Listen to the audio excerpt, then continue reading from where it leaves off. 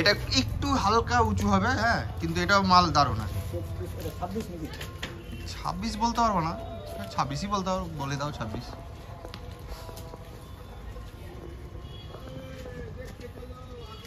এর দাম কিরকম পড়বে? ওই তোমার বলে দিচ্ছি,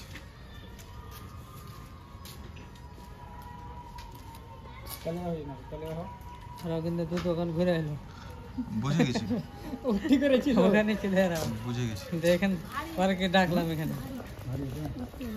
ভারী। বসো তো দেখি, এই যে হ্যাঁ হাওয়া কম আছে, ওটা তো বাসে না। হাওয়া তাহলে ইয়ে হালকা ভারী ইয়ে করলে পারে তোমাকে হাওয়া দিয়ে চালাতে হবে।